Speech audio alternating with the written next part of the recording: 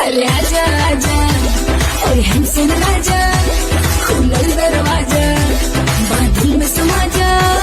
अरे कमर के झटका मार मार के बिजली गिरी। जी जावा रे जी जावा, जबल कुमार बात देखले ऊंची जावा, जबल कुमार।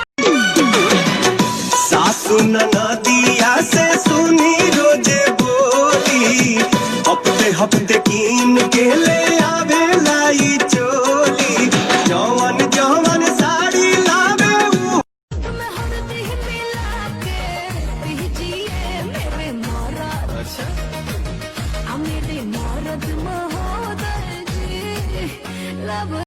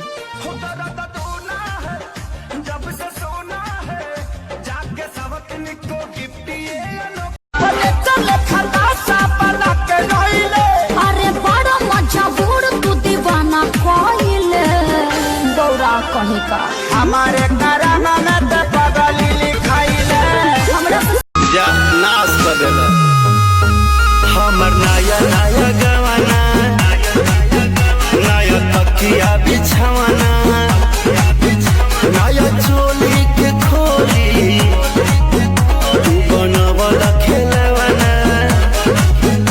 ताजा ताजा फल रसदार बड़ुए, वही तो गरम बाजार बड़ुए।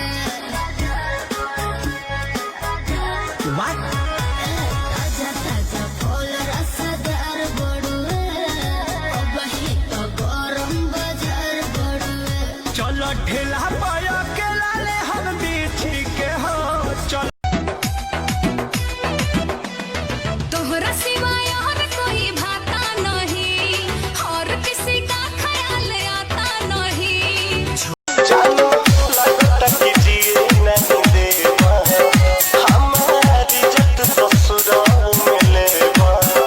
नशा चढ़ल बा तोहरा का बात बा, नशा चढ़ल बा तोहरा का बात बा, काहे करा तारा भोला भतार बा। नशा चढ़ल बा तोहरा का बात। काचे बजवानी सुनिए राजा जानी, हमसे कुछ दिन दूरी औरी रही ना मानब का ना हेबा हमरो। अरे आजा आजा और हमसे ना जा, खुला दरवाजा बादल में समा जा।